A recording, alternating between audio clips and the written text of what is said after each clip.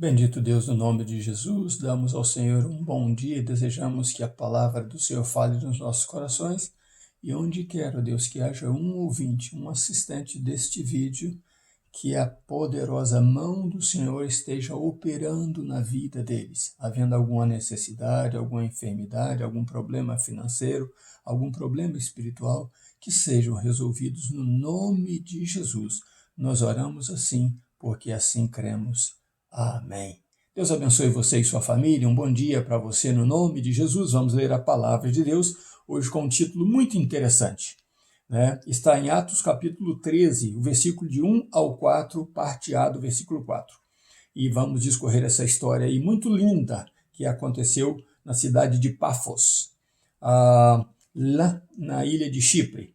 Então, vemos assim a palavra de Deus. Na igreja de Antioquia havia alguns profetas e mestres, a saber, Barnabé e Simão, o chamado de Negro, Lá eles tinham um apelido para ele, para esse Simão de Negro.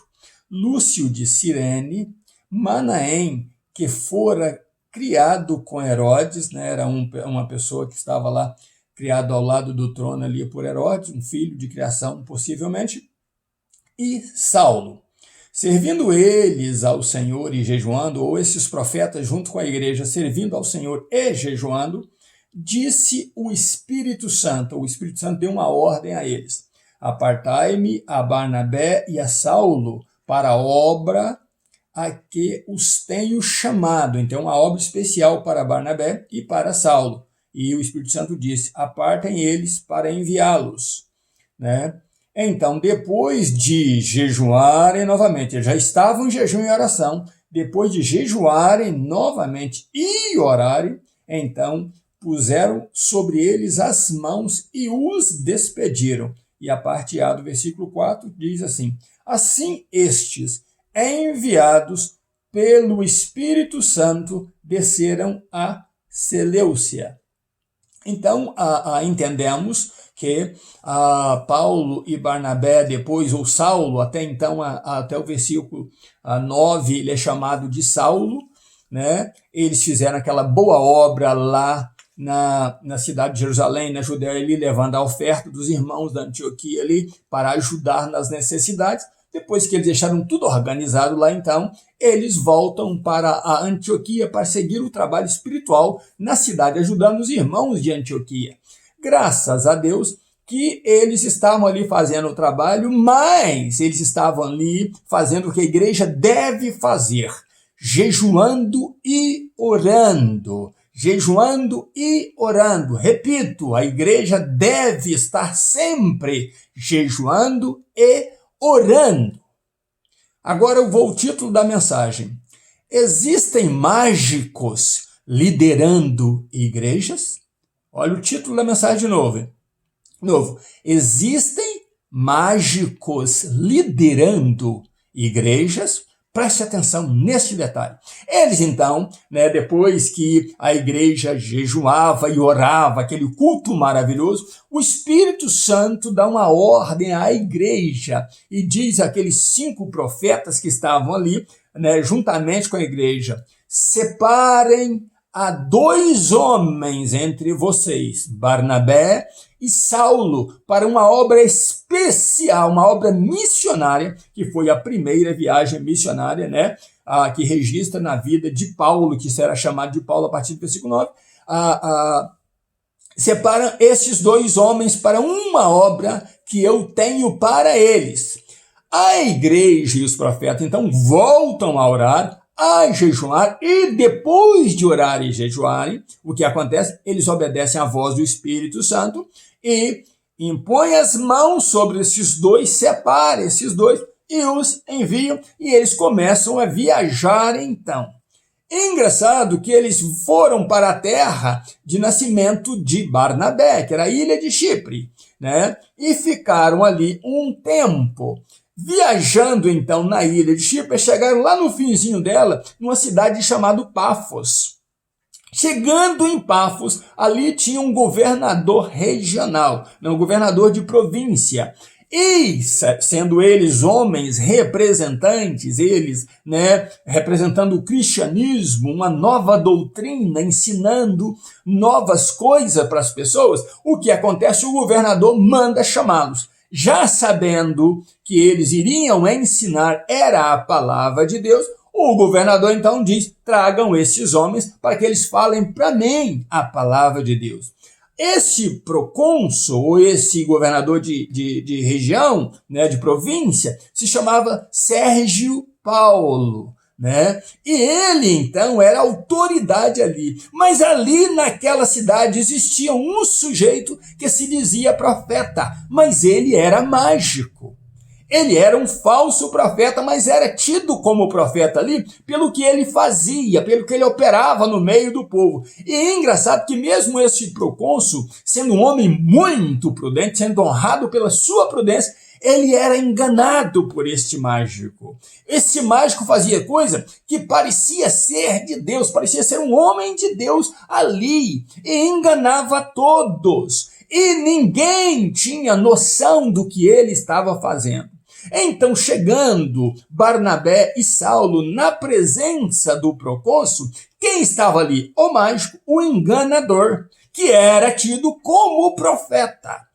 Mas Saulo e Barnabé, ensinando ao procônsul, houve resistência da parte deste mágico. Então ele ia desfazendo o que Saulo e Barnabé falaram para o procônsul, dizendo talvez: não é nada disso não, isso pode ter acontecido lá no passado, mas hoje não é assim. E fazendo o que muitos falsos profetas fazem por aí, falando mal do Espírito Santo de Deus, que esse negócio de batismo com o Espírito Santo é complicado, que você não deve se meter nisso, que você não deve buscar poder, que você deve ficar firmado do que eles te ensinam, da palavra de Deus, porque eles são dominadores. Esse mágico dominava ali. Então hoje existem líderes, pastores, que dominam a igreja e não deixam a igreja caminhar. Eles atam as pernas da igreja, não deixam a igreja ir orar no monte, não deixa a igreja ir numa reunião de oração de outra igreja, porque lá está havendo um avivamento. Então eles proíbem as suas ovelhas de visitarem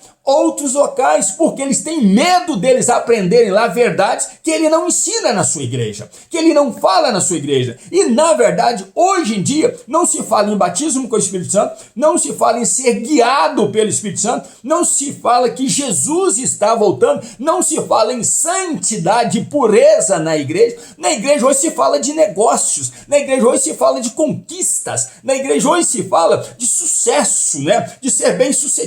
Então criaram uma frase muito própria aí, por falastrões, dizendo: você é cabeça e não cauda. Eles tentam te enrolar com palavras, porque assim como esse mágico era beneficiado pelo procônsul, pelo governador de província, esses falsos líderes também são beneficiados dominando a igreja. E eles, por não serem dirigidos pelo Espírito Santo de Deus, por não serem homens de jejuns e orações, eles então vão ensinando a igreja a ser como eles são. E a igreja, sendo assim, vira mais um clube social, um clube de nudismo, de fofoca, de maledicência, afastando aqueles que querem buscar aprender a palavra de Deus e servir ao Senhor, como aquele mágico estava fazendo ali, dando uma de profeta. Mas era um mágico líder. Assim, temos sim muitos mágicos liderando as igrejas. É por isso que a pergunta é: existem mágicos liderando a igreja? Sim, existem.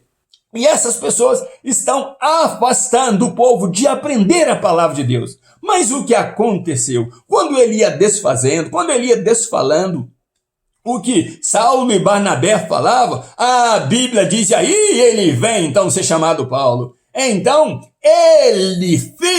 Paulo fita os olhos naquele sujeito e diz: filho, ó filho do diabo, até quando você lutará contra os retos caminhos do Senhor? Por você ser malicioso, porque era malícia da parte dele enganar o procônsul, enganar aquela cidade para seu benefício próprio. Enquanto você tem um coração malicioso e você opera na injustiça, ó filho do diabo, a mão de Deus será contra você. E você ficará cego, só que Paulo foi misericordioso e diz, por um tempo você ficará cego e não verá o sol.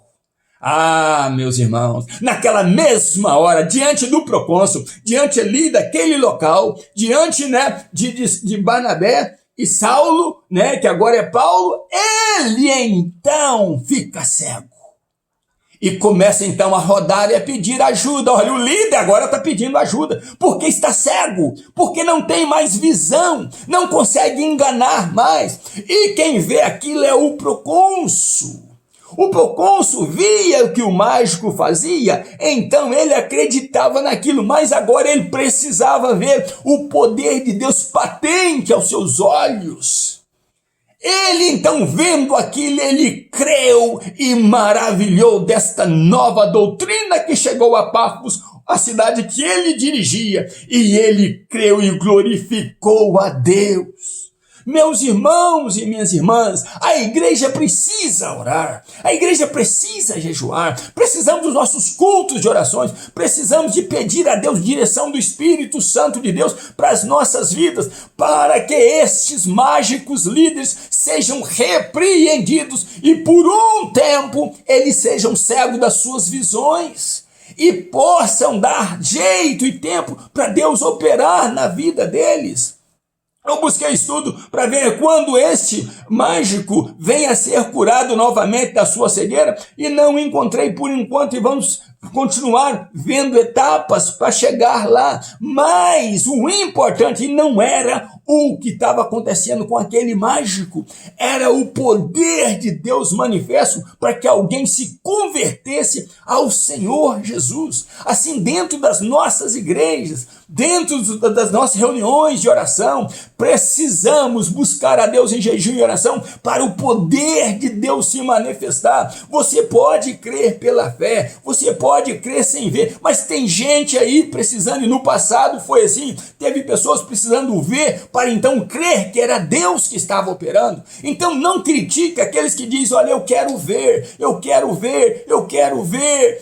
É bom ver também, então vamos ajudar uns aos outros em orações, em jejum, vamos buscar a Deus e buscar a direção do Espírito Santo de Deus para as nossas vidas. Você que congrega na igreja, ore pelo teu pastor para que ele não seja um mágico liderando a tua igreja, enganando o povo, desviando o povo da verdade de Deus. O Espírito Santo de Deus é uma realidade para a igreja de hoje.